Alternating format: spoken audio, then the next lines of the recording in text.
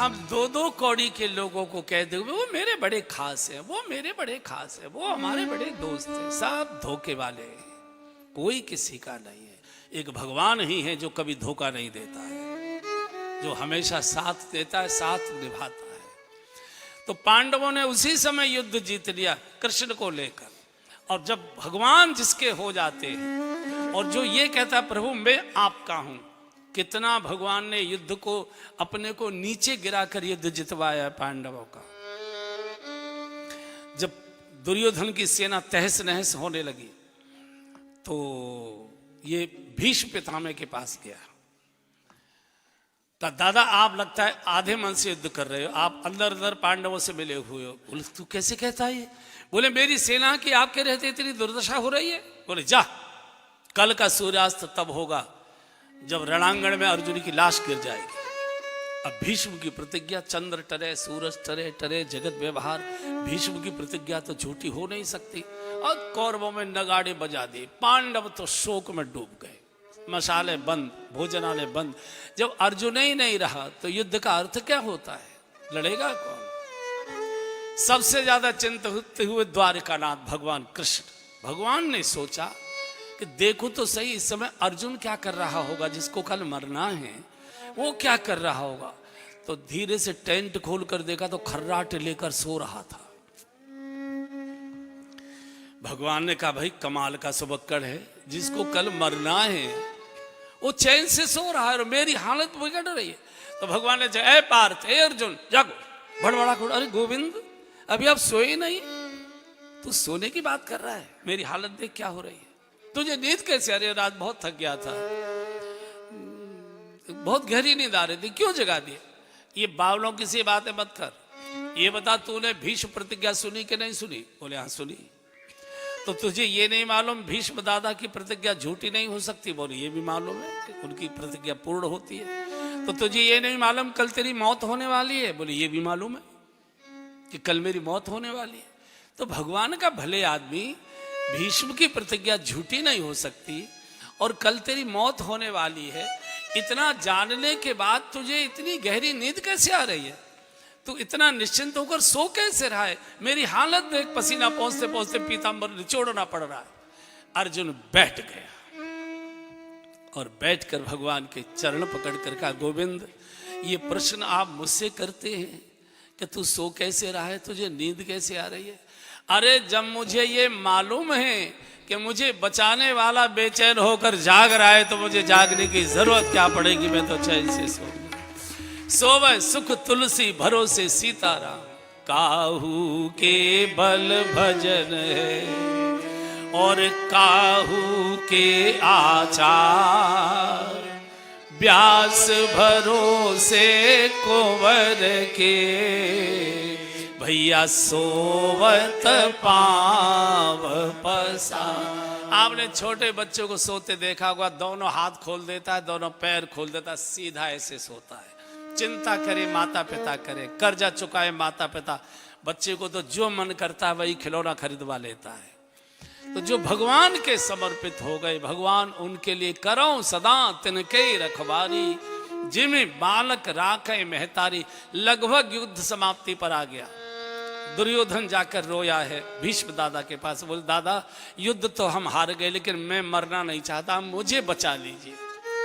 तो भीष्म दादा ने कहा ठीक है, पत्नी को कल सायंकाल भेजना, मैं जब संध्या करूं तो संध्या के समय भेजना, मैं उसे आशीर्वाद दे दूंगा, फिर 1000 अर्जुन भी तेरा कुछ नहीं बिगाड़ पाएगा। ये भी बात भगवान कृष्ण के पास तक पहुंच गई कि भीष्म दादा दुर्योधन की पत्नी को सौभाग्यवती भव का आशीर्वाद देने वाले। अब तो घबरा गए।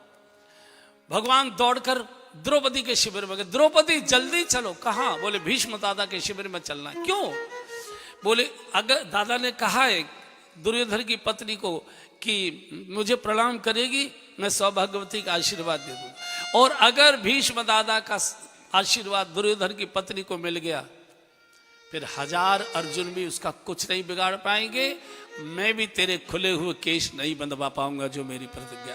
क्या करूं? बोले मेरे साथ चल। कहाँ? बोले भीष्म दादा के शिविर। अरे महाराज कैसी बात, दुश्मन का शिविर, चप्पे चप्पे पर पहरा। बोले इसकी चिंता तू मत कर। और भगवान खतरा उठाकर ले आए द्रौपदी को। भीष्म टेंट में बैठे, संध्या का समय था, साईं का। अंदर प्रवेश करा दे, बाहर सैंडल उतार गई थी वो अपने। भगवान ने सोचा इसी समय कोई कौरव कुल का आ गया और पता लगा ये तो सैंडल द्रौपदी के हैं, तो मुश्किल हो जाएगी। तो भगवान ने सैंडल उठाए, बगल में पीताम्बर में लपेटे, बगल में लगाए, और एक पीपल का पेड़ था वहाँ, बहुत दिनों तक रहा उस मैदान में, उसके आट में छुप गए। और भगवान ने कह दिया था 5 बार प्रणाम करना, तब अपना परिचय देना, 5 बार प्रवेश करके। भीष्म ने ओम शांति शांति शाह, तीसरी बार में शाही बोल पाए थे। द्रौपदी ने माथा टेक दिया, दादा श्री चरणों में प्रणाम करती हूँ, बेटी सौभाग्यवती भव। दादा को मालूम था कि दुर्योधन की पत्नी आई होगी, आंखें नहीं खुली, इसलिए दूसरी बार माथा टेका, दादा श्री चरणों में प्रणाम कर। अरे बोल तो दिया सौभाग्यवती रहो। इसलिए तीसरी बार जब कहा तो अरे भाई कितनी बार बनवाओगी, सौभाग्यवती भव। इसलिए चौथी बार कहा, दादा श्री चरणों में प्रणाम कर। अरे भाई बोलते बोलते थक गए, सौभाग्यवती। इसलिए 5वीं बार जब कहा, दादा श्री चरणों में प्रणाम करती हूँ, केवल सौभाग्य शब्द बोल पाए थे। भीष्म दादा का माथा ठनक गया कि दुर्योधन की पत्नी तो एक बार भी मुश्किल से करती, वो तो इतनी अहंकारणी है, ये 5 बार प्रणाम करने वाला कौन आ गया। हो न हो ये पांचाली हो सकती है। अभी आंख नहीं खोली भीष्म ने, नेत्र बंद है।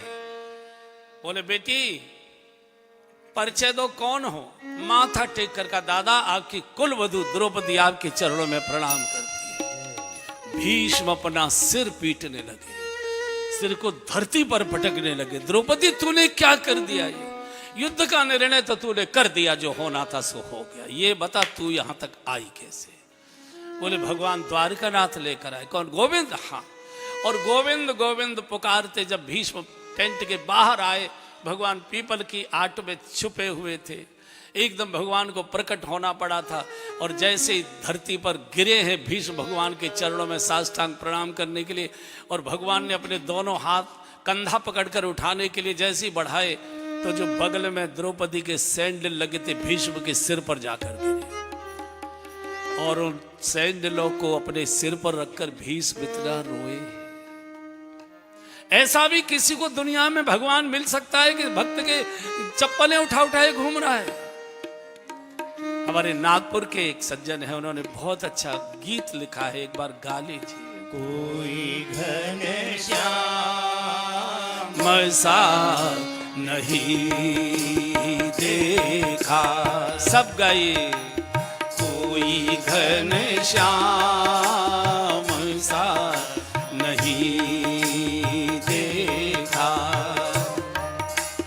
जो भी देखा वो बेवफा देखा,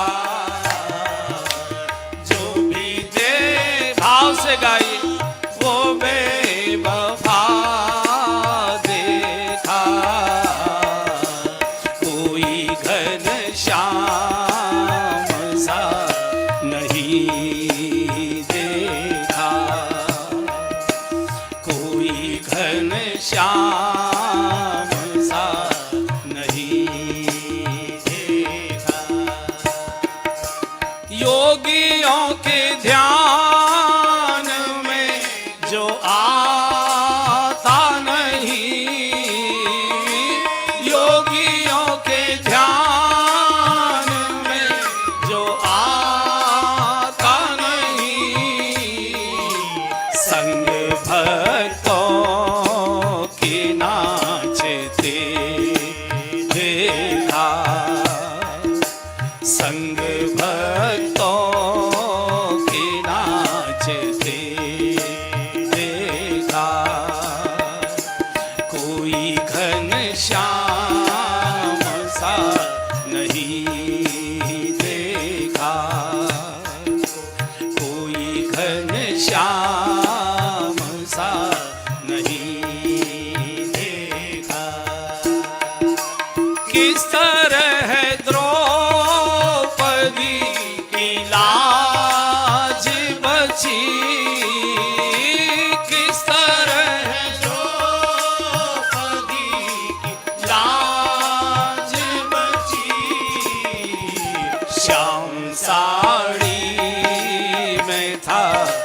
छुपा देखा। साड़ी बीच नारी है किनारी बीच साड़ी, साड़ी की नारी है किनारी छुपा देखा। कोई घनश्याम सा नहीं, इसलिए भक्त कहता है मैं भी आया हूँ आपके दर पे, मैं भी आया हूँ आपके दर पे। जब कोई आसरा नहीं देगा, जब कोई आसरा नहीं देगा, कोई घनश्याम सा नहीं देगा, कोई घनश्याम सा नहीं देखा। जिसको हम कभी याद नहीं करते वो इस स्तर तक उतरता है अपने व्यक्ति के लिए।